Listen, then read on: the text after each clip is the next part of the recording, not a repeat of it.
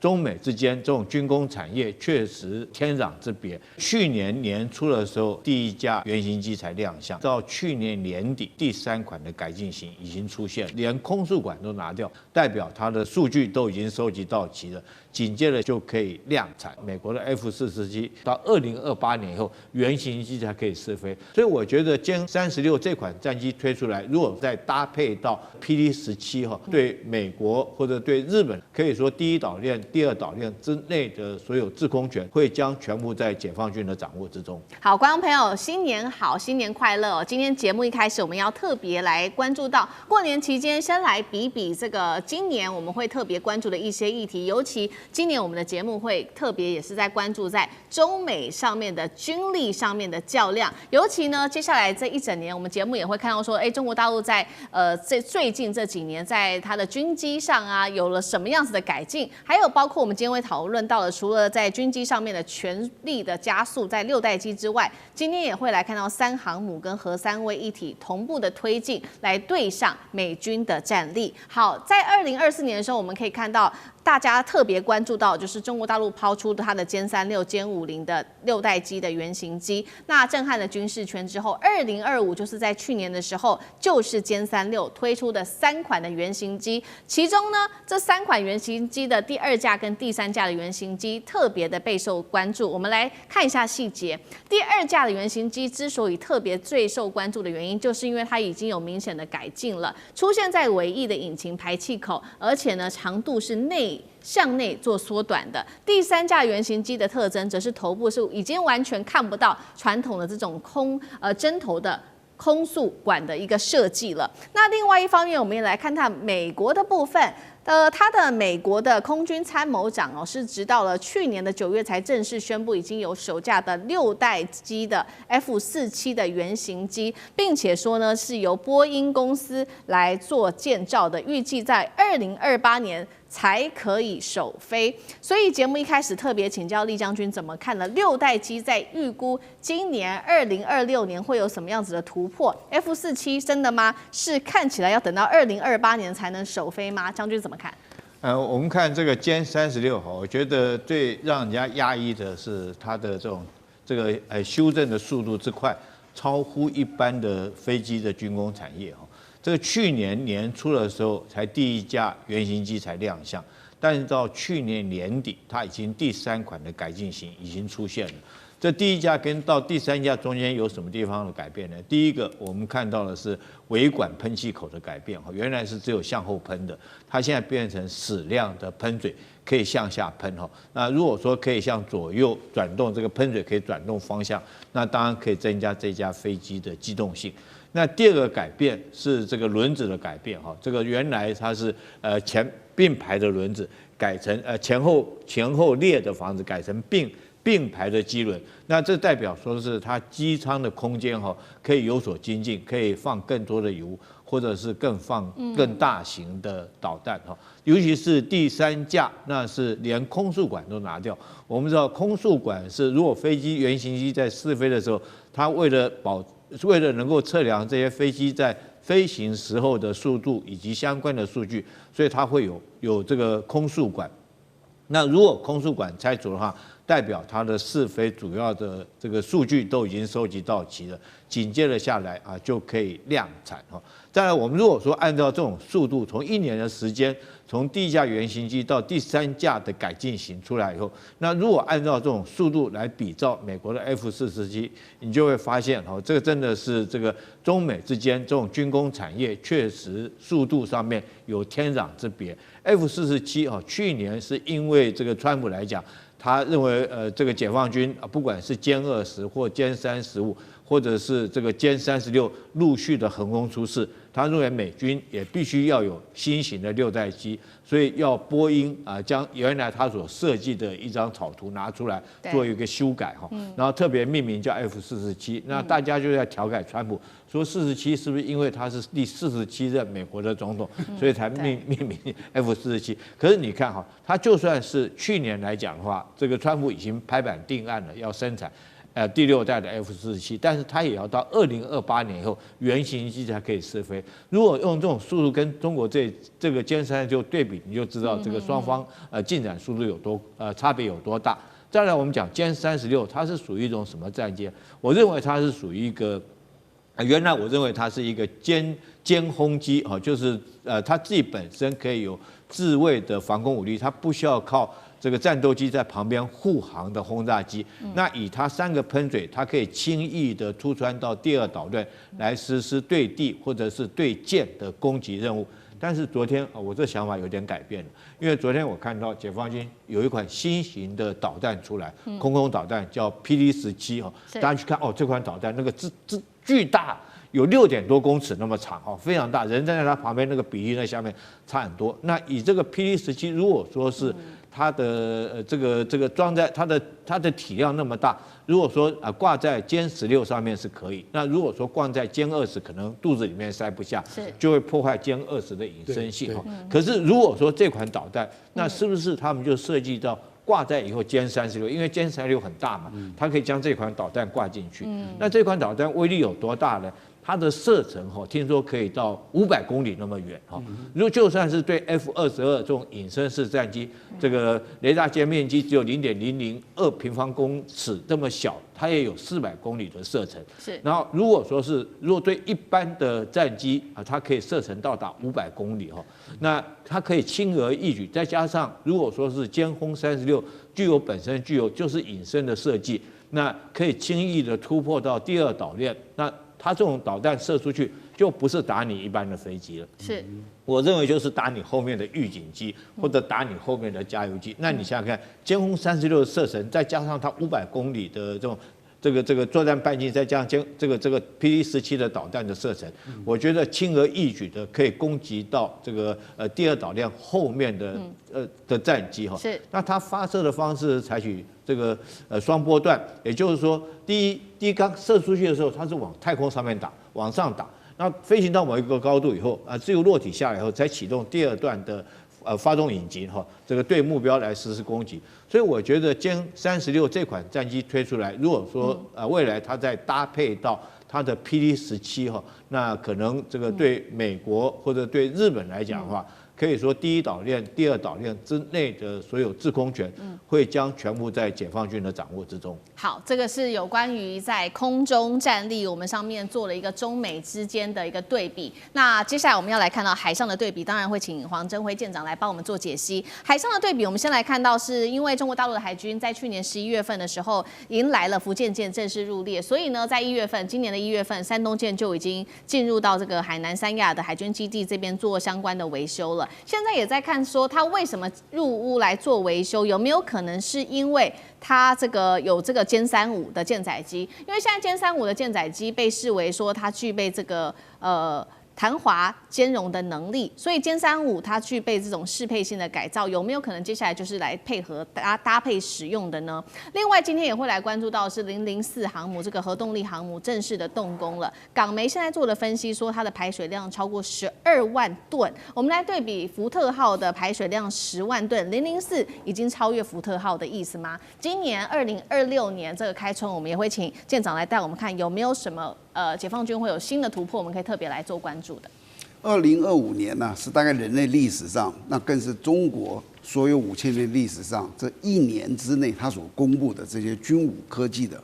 最大的一个成长的一个阶段。人类历史从来没有1年说一个国家它从头到尾，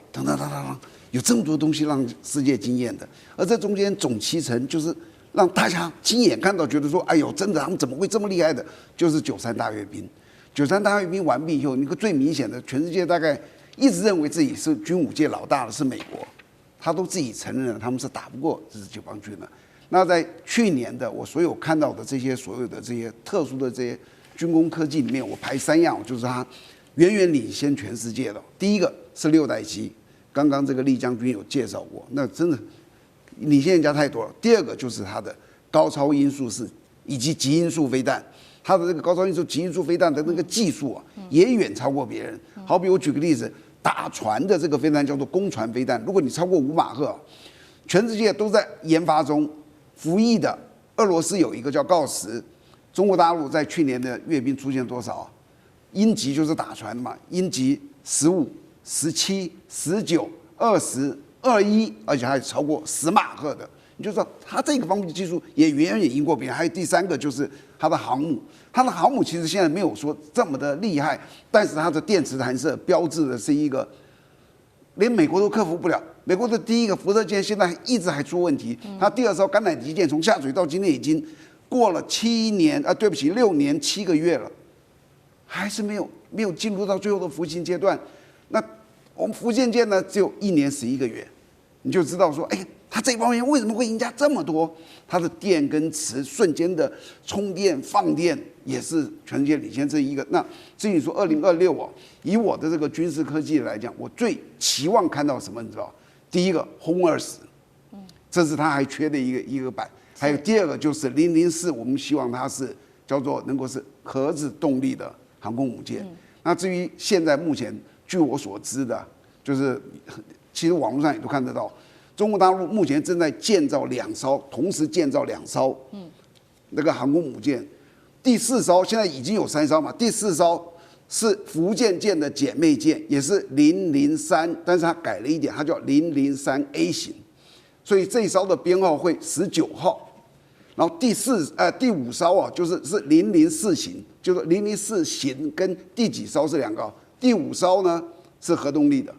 那刚刚这个主持人也知道过说，它是不是会比美国的这个10万吨还要大？香港也估12万吨，对，那真的会比较大。为什么？因为追逐者有一个比较心，是吧？就是我输给你，当我要追过你的时候，我一定要做一个东西，告诉你说我是赢你的。我最简单的例子就是神盾舰。神盾舰，美国最大的一艘神盾舰是神盾的巡洋舰，是9600吨。中国最大的神盾舰是动物型，1200吨。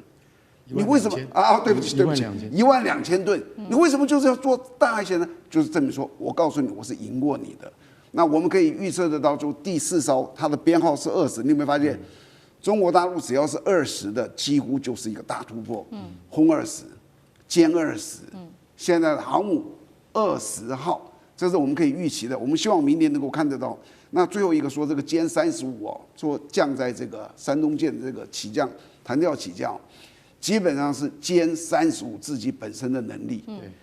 不太可能去改这个山东舰。山东舰这个大概已经都是定了，你要去改说为了它能够弹跳起来，那基本上是要重造一艘这个舰。所以我觉得就是他自己的能力有，因为歼35飞机的确有特殊之处，它的翼面很大，还有2个引擎。那 F35美国的 F35只有1个引擎，它的动力推起来没有歼35的这么迅速能够上去，然后它翅膀又大，大概是目前大概是这样。好，刚刚比的是中美之间在2026会比的在空中战力、在海上战力。第3个，我们等一下请干哥来帮我们比较的是核打击能力，因为我们今天要特别关注到的核3位一体，中国大陆的3个武器。我们今天会看到的是第一个东风61，第2个是轰20，最后我们会来看到的是096。好，先来看东风61，现在说最大射程可以达到1.5万公里，具备机动发射多弹头能力，可以搭载的是极音速的滑翔载具，大幅提升它的这个突防率。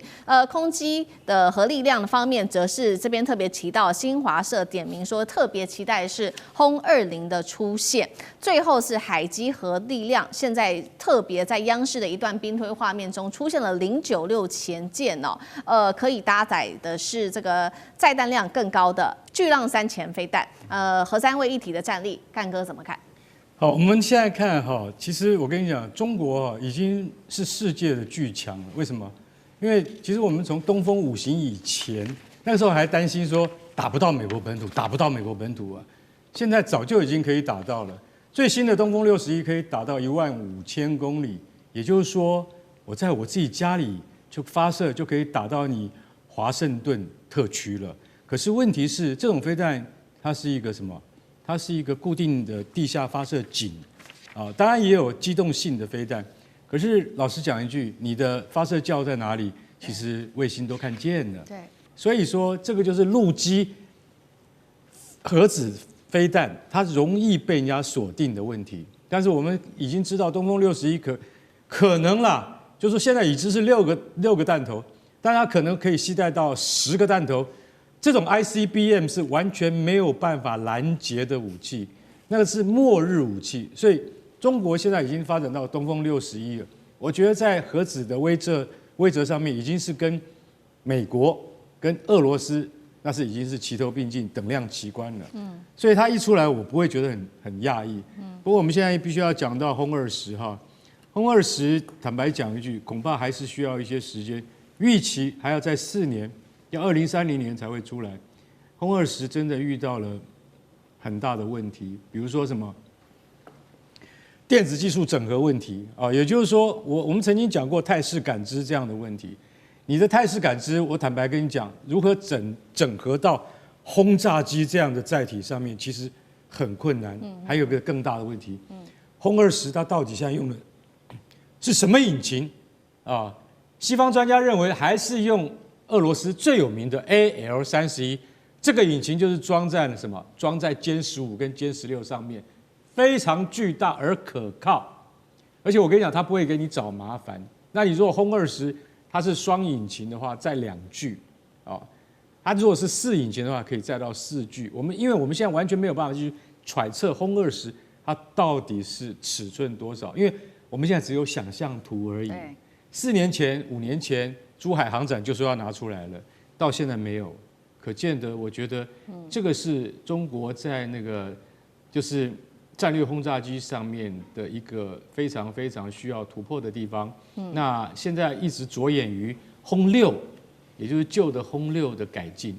其实我可以很直白说一句，轰6已经到了它的极限了。为什么？它的设计超过60年之久，它是上一代。更上一代的轰炸机，所以轰6它其实它已经尽到了它作为战略轰炸的空中力量的责任。轰20是万众期待，我觉得像刚才将军讲到歼36我看了半天，我跟将军一定有一样的疑问，这是轰炸机还是战斗机？轰炸机太小，战斗机太大了。你具有3个引擎的战斗机，通常来讲是没有办法当做空优战斗机的。为什么？因为2个引擎最好，1个太少，3个太多了。所以我们一直在看这个歼36到底是什么机？可能是歼轰机，也就是说它既能战斗又能够轰炸，应该是这样子来定位。但是歼轰机跟空优纯粹的战斗机是不一样的。所以我们现在认为，如果歼36你的技术可以突破到这个地方，那你歼20应该要赶快追上来，赶快跟上来。为什么？有战略空军才是一个真正大国的象征。美国有 B1、B2， 俄罗斯有 TU-160黑捷克轰炸机，那一飞出来，大家都会很害怕的那种飞机。但是中国这款飞机有点迟了，我们也希望过了年后，说不定会有好消息。最后我们要讲一下096，096这艘战略潜艇。这个才是真正人类决定命运跟对抗最重要的。为什么？因为096携带的巨浪3型可以打到12000公里，这个一向是中国海军的短板。为什么？因为它前身是094叫夏朝的夏级，096叫什么？唐级。我们现在唐级比夏级要先进了。为什么呢？因为它的那个排水量增加了4000吨，达到15000吨。然后呢，它最大的这个改变就是把它背上的那个龟背给拿掉了。你会常常看到一艘船上面它突然怎么多了这么大一个结构，对不对？你知道吗？多了这个结构潜到海里面，美国的那个反潜机常常在听到说龟背又来了，就是嘲笑你中国。战略核导弹潜艇还在用龟背，为什么？这个龟背是以前俄罗斯战略潜艇的前身设计反过来的。那因为那个牵涉到流体力学跟你的那个潜舰钢板的那个问题，那很复杂，那以后再讲。反正我们现在096是取消了龟背，载了一堆的武器，看得目不暇接。像刚刚舰长说的，就有多少东西你知道吗？24枚巨浪3型飞弹，然后10枚长剑10型飞弹，再加上8枚鹰击18飞弹。他说他还要放防空飞弹进去。我说天哪，这船怎么能够载这么多东西？不要以为不可能，中国就做得到，所以我们拭目以待。接下来看到的是6代机现在大乱斗，今天要来特别关心到的是中国大陆的歼36加速成型，美国的6代机现在陷入难产，日本也要做6代机，它的这个计划 GCAP 的电战也崛起，东亚空战格局全面改写吗？今天一起来做关心，赶快来看到2025年大陆确实我们看到它的6代机，不管是歼36、歼50是横空出世之后震撼了全球，结果没有想到1年过去，成飞的歼36现在已经冲出了3款的原型机，而且甚至有第3款的这一种原型机的一个试飞画面，现在在网络上面传出来，被解读是研发速度远远的超乎了想象。我们看到军事专家怎么形容，他认为这是大陆2025年的圣诞节大惊喜。那么我们也看到说，这个3架的原型机之间的结构其实有明显的差异，尤其今天要观察到的就是它的第3架的原型机没有了2架，前面2架有了这个叫做空速管的装置。所以要请教厉将军怎么看有关于第3架跟前面2架的差异，还有这个空速管消失代表什么样的意义？歼36会提前成军吗？将军怎么看？这确实这个研发的速度真的是超乎预期之外哈。大家要记得，去年年底的时候，这个歼36才第1次试飞，第1架原型机试飞，到现在为止才不到1年的时间，已经第3架原型机在试飞了哈。那我先说明一下，歼36它现在名称已经取了，在歼10它叫做什么？它叫猛龙战机哈，歼20它叫威龙战机。你知道歼36现在取个什么名字吗？叫做很斯文哈，很文艺，叫做文瑶哈，文章的文，瑶它是一个鱼字旁在一个用手摇机的摇的那旁边文瑶，它是取自《山海经》里面哈鱼生鸟翼的这种神兽哈，叫瑶文瑶。那为什么这个从以前龙系列改成瑶系列呢？哈，我觉得很明显的，它就是从第5代机跃进到第6代机，等于4代的跃进，所以它用一个新的这种瑶来代替，那也凸显出中国文化的元素在里面。那第1代机的时候，第一代这个歼36跟第2代差别很明显哈，主要有3个地方有差别。第一个是进气口原来的是倒三角进气口，那它这个进气口第2代的时候将它改成就是无分流超音速的这个进气道哈，那可以增加它的引声的效能。第2个差别在尾翼那个地方，尾翼原来是直接一个喷口而已，但是第二款原型机哈，它是可以2D，也就是它可以上下改变，可以增加它的机动性。那第3个改变哈，就是它的这种起落架有改变，起落架原来是前后并列的哈，前面那个轮子后面一个并列，改成这个双排并列的。第2代，那当然可以增加它弹仓的容量。它试完之后，可能这1代跟第1款跟第2台。大概它各有优缺点，那它研究之后试飞之后取其这个优点，然后做出来现在第3架。那第3架很明显的最大的一个明显的改变就是取消了空速管。那取消空速管当然是在试飞的时候，你要让飞行员他能够知道飞机的速度，然后来有利于飞行员操控掌握飞机。他现在将它取消，我觉得很快的，它就是要进入量产了，就大概就已经试飞。各项的数据都已经出来，开始要进入量产阶段，才是这方面的改变。所以说，这个中国大陆他们这种战机的研发速度你不得不佩服。它1年的时间，这个同一款战机就已经有3种的原型版出现，那速度真的是非常的快。好，那另外一方面，美国的6代机则是目前为止看不到太多的新进展。中美之间在第6代战机的研发上，这个接下来会越差越大吗？赖老师怎么看？这个已经是一个不同档次的一个差距了啊。过去大陆的这个先进武器的一个发展是追踪、跟监就跟着你的前面的走。所以当时美国有 F-22的时候，中国大陆就在研发这个歼20美国在研发这个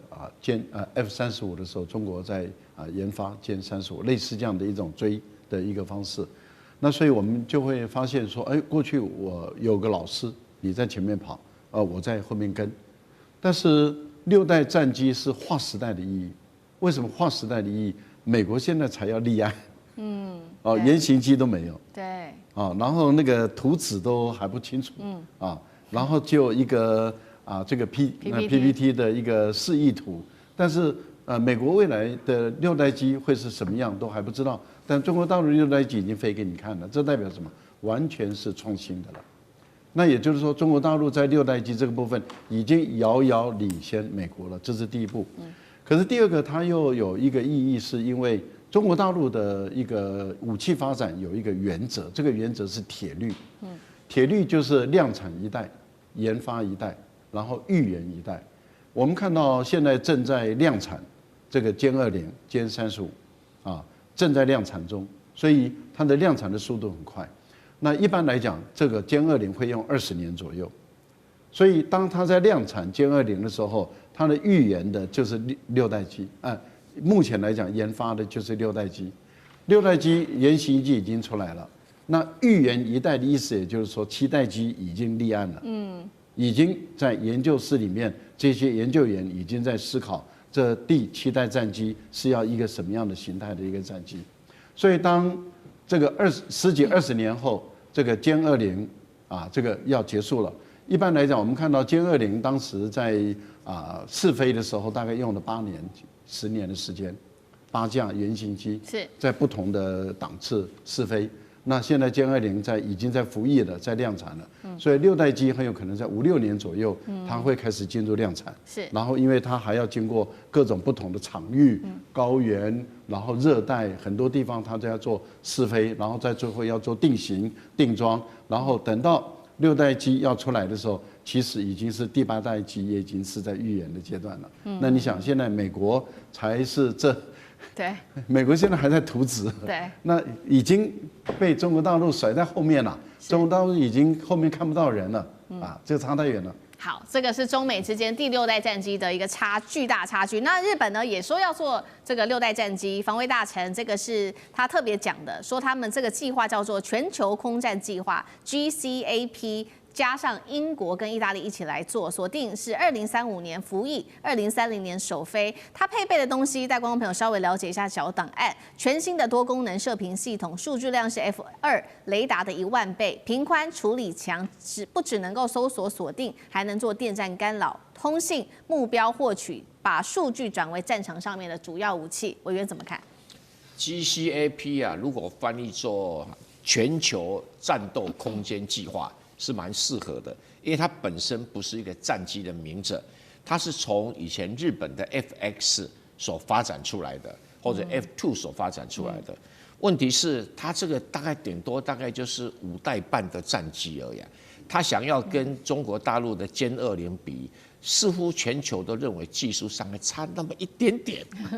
这档次差那么一点点啊。那他讲了很多了，他除了刚才讲了他说他的深度逆中不是一般的逆中，可以对雷达、红外线、电磁波进行逆中。我听了都晕倒，哪一个5代战机不是这样子？好不好？深度就深度了哈。然后他用次世代的引擎，推力非常高，然后发电能力非常强。但是怎么算哦？它的飞行最高的音速，大概而已，就是超音速一点点而已，就是不能跟大陆很多战机都快了2倍音速，不太一样哈。好，那有趣的是哈，它很多的优点，非常的豪华。也非常的贵，比 F35还要贵哈。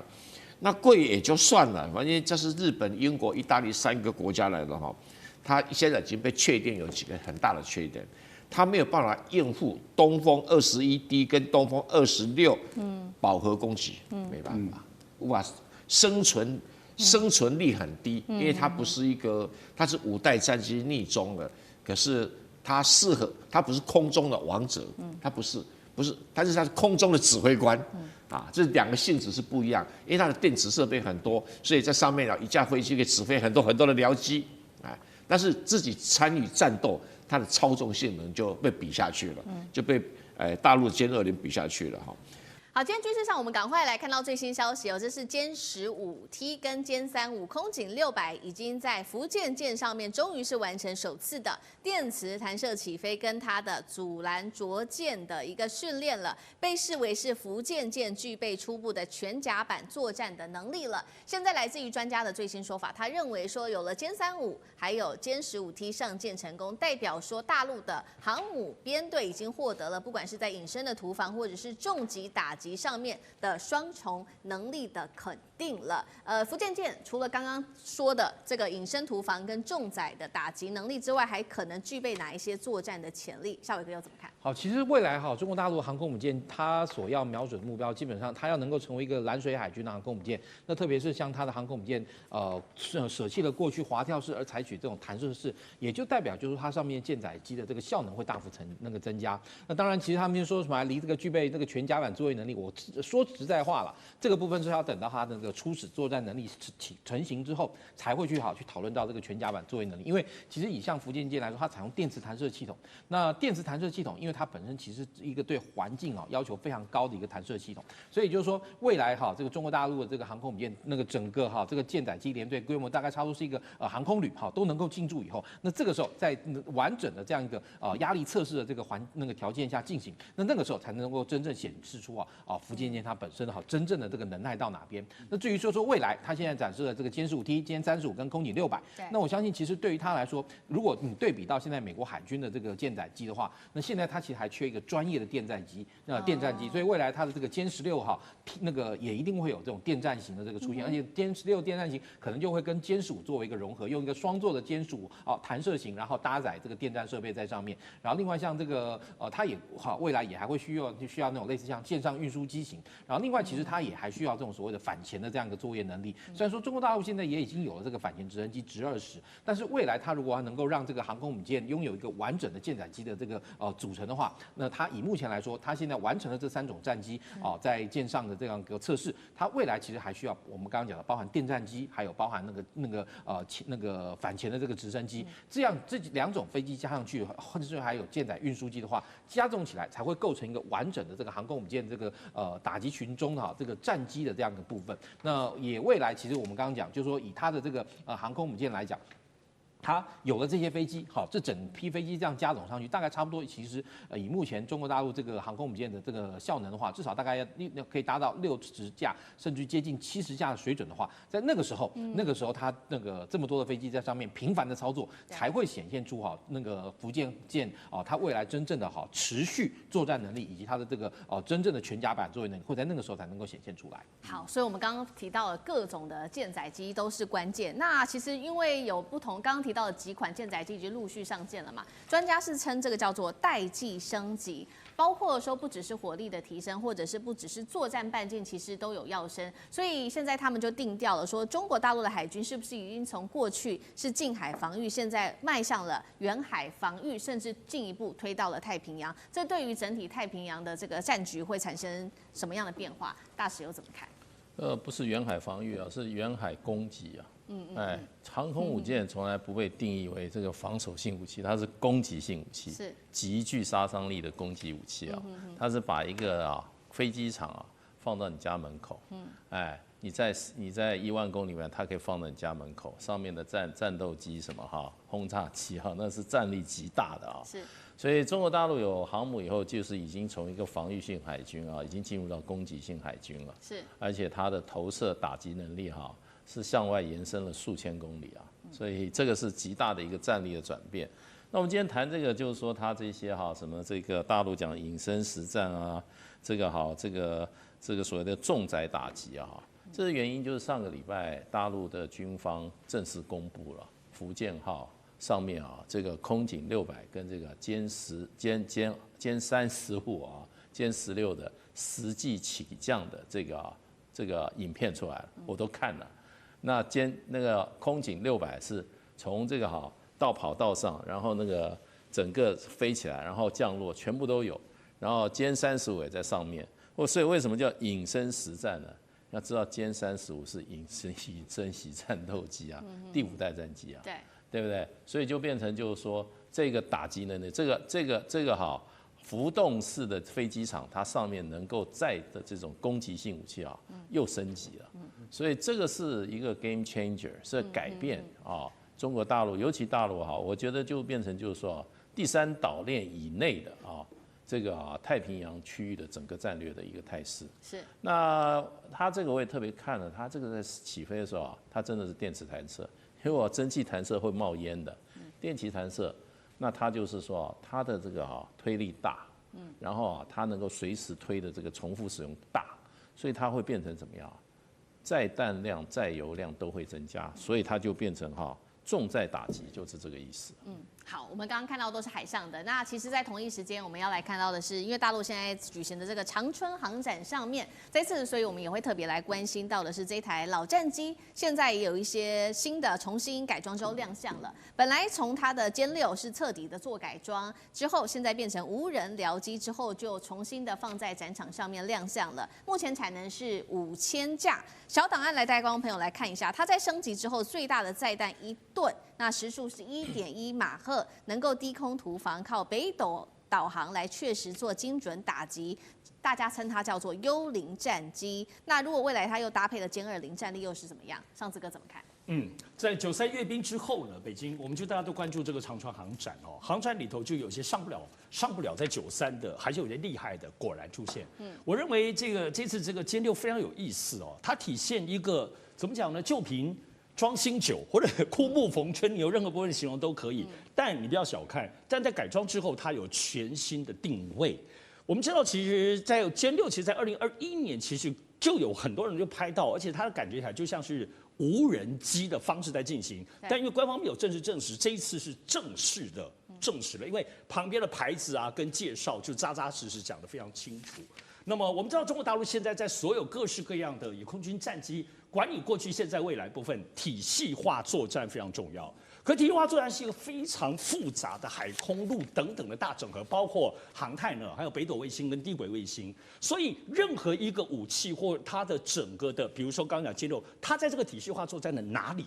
必须要定位非常清楚，所以歼6如果我们过去对无人机想象都是小的呀，然后一般的大，可是歼6就过去虽然它是在1959年就正式服役哈，然后到1986年停产，可人家当时可是一个正式的作战的空军战机，所以它现在在整个的机能上，它把里面的东西一些包括飞行控制器取消掉，换上了这个最新的自动驾驶，也就是说加加减减里面的设备。它可以用相对低的成本，可是相对它的大规模的优势，现在全世界没有那么大的等同一个空军战机的无人机耶，现在这个是最大最厉害的，到目前为止。是我讲最厉害，而且体现的部分是中国大陆，我们过去知道它在整个技术堆叠。歼6这个老东西了，可是它把它逆中夯不啷当全部加上去，包括体系化，甚至未来 AI 都加进去，以及这些原先的供应链，它就做得很好，有5000架。所以呢，你只要这个东西，这个投资不浪费哦。我们理解说，军工的投资很可怕，就像我们手机一样，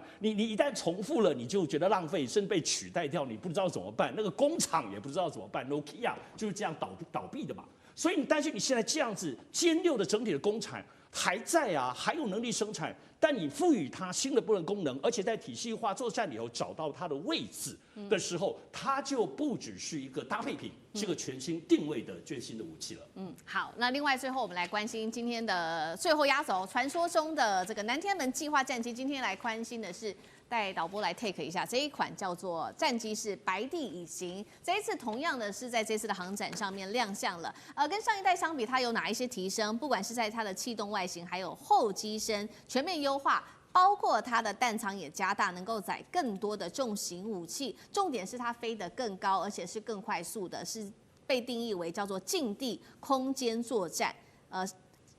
干哥又怎么看这个中国大陆的空天战力开始冲击美军霸权吗？还是还早？你怎么看？所以南天门计划并不是一个科幻的计划哈，它真的跃然纸上了，变成真正的东西啊。因为在今年初，我们看到在那个珠海的航展上面，有看到了白帝战机，说这是技术验证机或是概念验证机哈，现在已经马上有实体出来。所以当时我就在猜测什么时候有实体。就到现在不到8个月，真的有实体出来了。你要知道，南天门计划它最主要就是白帝战机。白帝战机是什么？我用一个很简单的方式，如果你有看那个卡通影片的话，你就可以跟你这个你的小朋友问一下，什么叫做这个空战骑兵啊，或者是太空战士啊，你就可以看到那种很像玩具，但是呢又非常科幻感、非常未来感的那种飞机。那叫什么？那叫做太空战机。好，白帝就是要做到，不但是太空战机，也是这个大气层之内的战机，也就是说，它的设计目标是我要飞出大气层外，我再飞回来。我可以在这2个不同的空域里面游刃有余。为什么？这样我连对方的卫星我都打得下来。白帝的胆子很大，你知道，野心很大，你知道吗？可是，在现实生活中，这里面存在极大的困难。也就是说，大家都知道太空梭，如果你今天在地球的大气层表面的边缘，你要飞出大气层的时候是最大的考验。为什么？你的隔热要怎么做？好，白帝他是要准备怎样？他准备飞上去打你们这些美国的卫星，然后他又跑回大气里面来，可以应付一般的战争。好，那我想请问一下，燃料怎么转换？隔热怎么转换？有那么容易吗？好，我现在讲的就是技术层面。我可以告诉各位，野心很庞大，但是现实是没有办法在这么快的情况之下做得到的。尤其是你要不断的重复使用的太空飞行载具的话，其实这里面是做不到的。他现在要研究一种特别，不是你所一般认知的航空汽油 JP5、JP6，不是这样子的航空汽油，它是要研究什么？高能量、高密度的新型燃料。对。所以说在这种新型燃料的这个前提之下，那我问你，没有燃料，那你更不要讲说你的气动力外形有多么优秀。可是我们话还是要讲回来，白帝这架飞机可以让人家非常惊艳，就代表什么？总有一天他真的做得出来。最后我要接刚刚孝伟所讲的，歼15、歼35跟空警600这次的画面，真的在福建舰上面成功的电磁弹射画面，这件事情震撼了非常多的专家，因为那不再是 AI， 那是真正的画面。代表什么？代表大陆直接隔代一跳，从滑跳甲板直接跳到电磁弹射。我可以告诉各位，那是划时代的进步。他如果能够真的做成功，我们现在看到的画面都是真实的。我可以告诉各位，美军你真的很害怕了。为什么？因为它一旦全部动起来的时候，第4艘大陆国产航母再出来的话，大陆的航空母舰战力，那真的是我只能这样讲了。你可能美国总统半夜睡觉都要做噩梦。